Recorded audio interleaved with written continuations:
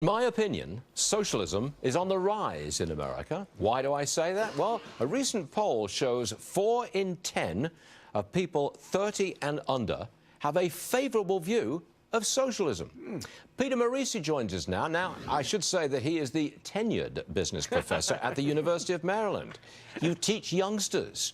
What are you teaching them? I mean, youngsters do feel this way. They're supporters of Bernie Sanders. What are you inculcating our youngsters with, Morici? Well, I'm not doing it. Maybe my colleagues are, but I'm trying very hard to instill in my young people, you know, the notion that markets are good and that capitalism is great and go out there and start a business and contribute to America.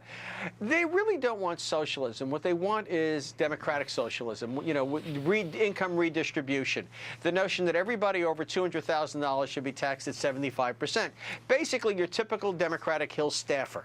That's who they want to be like. You know, they want to basically take Stewart's money away and give it to someone else they're operating on the set, you know?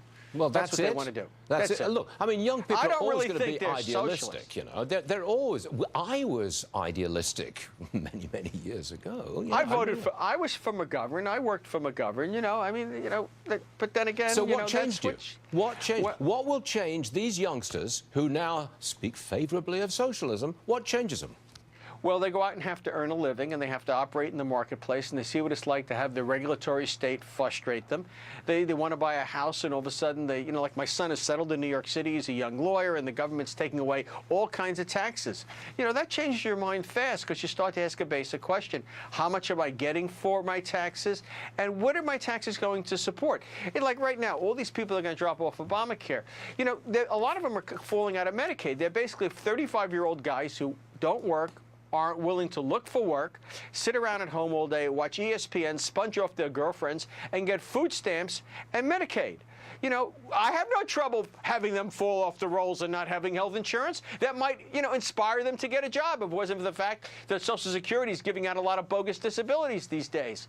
But you start to become aware of those things, and then you change your mind, unless you live in New York City and you vote for Bellagio. Okay, hold on a second, Peter. I've got to digress to one other quick thing. I want to talk about the... Who is a socialist? I heard all of that. I've just got to digress for a second to the situation in socialist Venezuela. Hardly a utopia. Give me the latest, because it's fallen to pieces. Yeah, it's in collapse. 70% of the people now in poverty. And what we're seeing is Venezuela, what was an exodus, now a stampede in the number of refugees coming to this country. It's up 6 times versus what it was in 2014, the number of people fleeing Venezuela. So it's criminal what's going on in Venezuela. You know, Bernie Sanders has yet to weigh in about it. You know, they'll argue, you know, oil price collapse. Well, Canada has major oil reserves, the top 3 in the world, and that economy is not in collapse. This is socialism destroying an oil-rich country. Again, waiting to hear Bernie Sanders or Sean Penn or the others to weigh in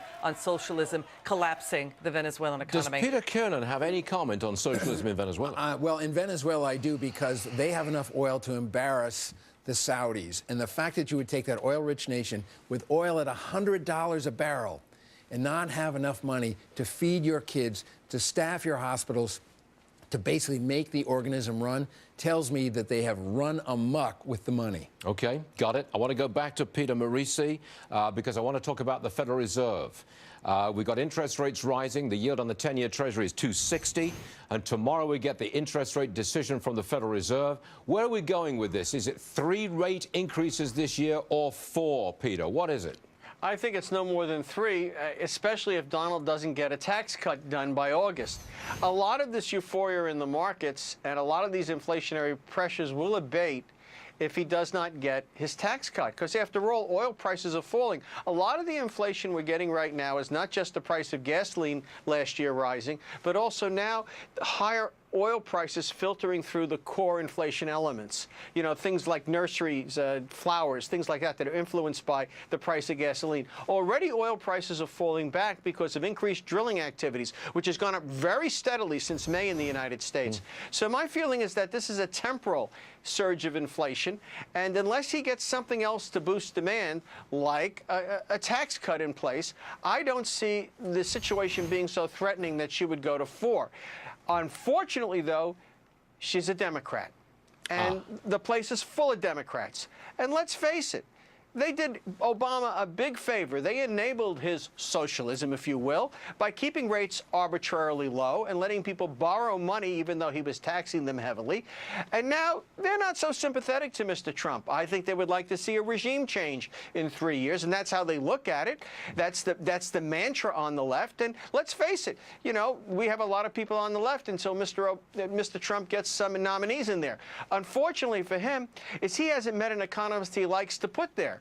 Not even two, maybe. So we're going to get them from places like Goldman Sachs, and I don't know that he's going to get people that are as much sympathetic to him as he likes, given that. All right, Peter, we hear you. Go back and teach some capitalism to those youngsters in your classroom. Yeah, get out there and do it.